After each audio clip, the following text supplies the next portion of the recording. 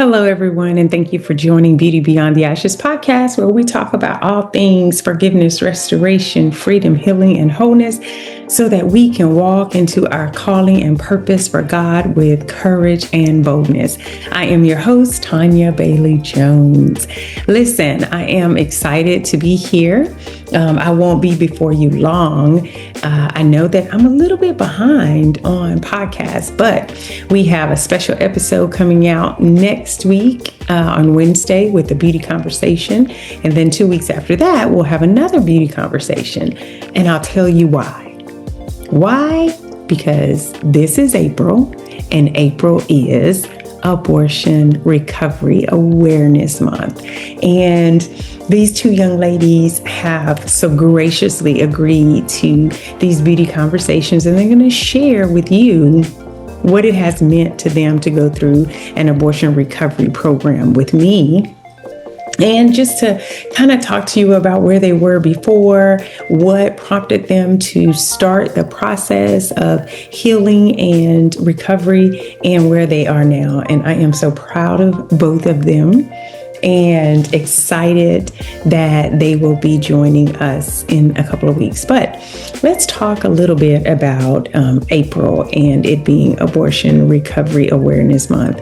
I know there are probably a lot of people thinking, so why is there a need to have an Abortion Recovery Awareness Month? Number one, because people do not realize that 1 in 4 women will have an abortion before the age of 45. 1 in 4. That's 25% of our population of women. And as a result of that, and that number may be a little bit higher now, right? But as a result of that, there are a lot of people walking around who are post-abortive, and they aren't aware that, number one, there is an opportunity to heal for those who are out there who feel that there's a need for it. And then number 2, there's a different population who don't even know that they need healing. And it is a process. It is a journey that we take when we know that there is something on the inside that's not quite right. And we begin to uncover some things and realize that that is what happened to my heart. It is broken, and it is because of an abortion decision that I had. It could be recent, and it could be decades ago. You all hear me talk all the time about people I've worked with who, like myself, 30 years, but there are even more, 40, 50, 60 years, and have never told a soul. And to carry that kind of weight is detrimental to our souls. It is when you carry that kind of heaviness and feel that there is nowhere for you to go, and when you feel that there's nowhere for you to go and release this, no one that you could possibly talk to about this, that says that you are probably carrying shame, that you are still walking through some regret, that you can't even, talk to someone about it. There's no one close enough to you that you believe you can open that part of your heart to them. Well, I'm here to tell you that there are those of us who are out here specifically for you, that God has designed our lives in such a way that that has become our calling, that that has become the mission, that that has become the assignment that we have in life, to walk alongside of women, and some people men, to walk them into a sense of freedom from the shame that they've carried for so long. I am honored that God has chosen me, that He has taken my own life and my own story and turned it around so that others can learn from my story, can begin to walk their own path to forgiveness, and to live a life that God wants them to live, right?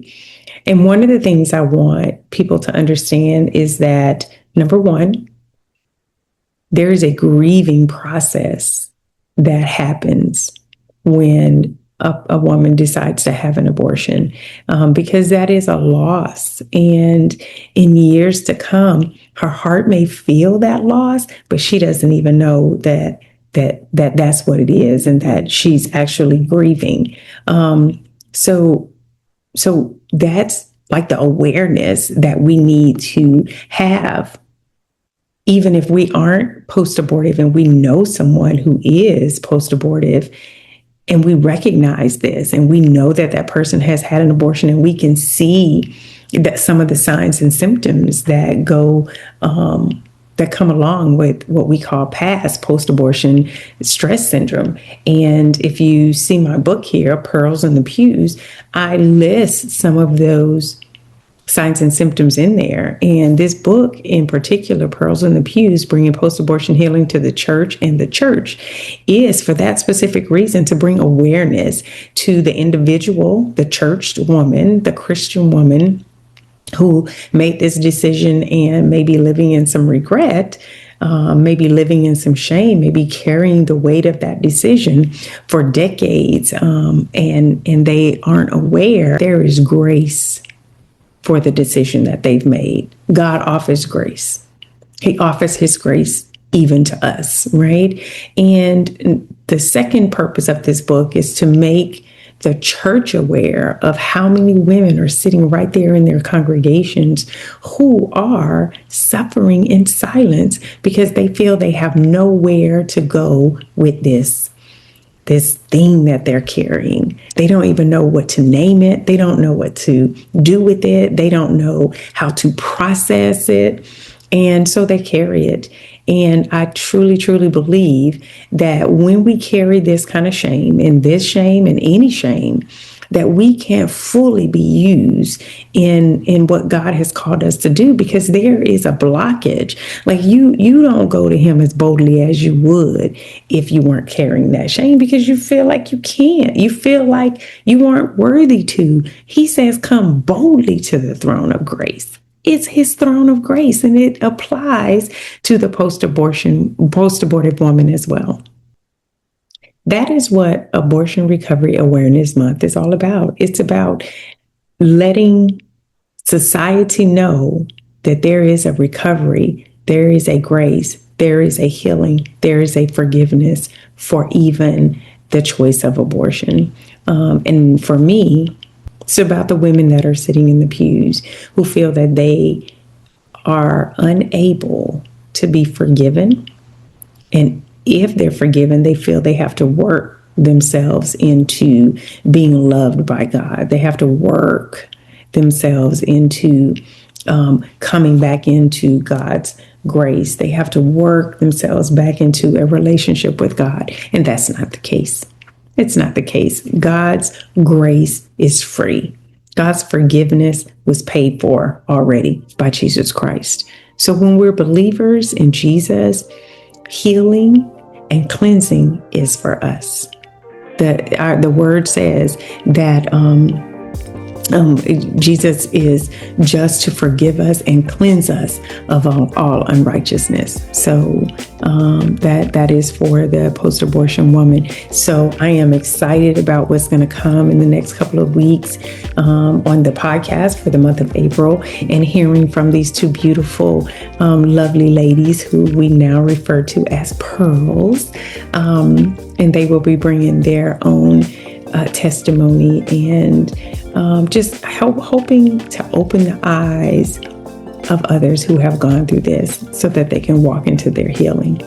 And that's what, when we walk into our own healing, we want nothing more than to usher another lady into it. And that's what these two ladies have decided to do. Because when they first came to me, they were shackled in shame. They didn't want anyone to know.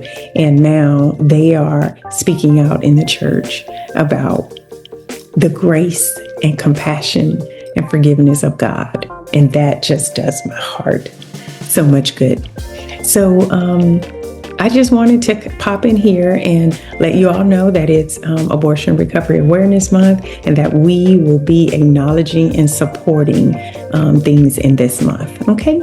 So listen, if you haven't gotten a copy of your book, Pearls in the Pews, Bringing Post-Abortion Healing to the Church and the Churched, please go to my website and order one there, tanyabjones.com/Pearls in the Pews book, tanyabjones.com/Pearls in the Pews book. I will autograph the book and pray over it and get it out to you so that the words of it can touch your heart or the hearts of those that you purchase it for. So I am grateful for what God has done in my life, and I just want to share that. And I have been assigned to do that through this book and through this podcast. So I am going to get out of here now, but I want to leave you with this. Don't be so uncomfortable with the darkness of your past that you're too fearful to walk into the light of your future. I love y'all and have a great day. Bye.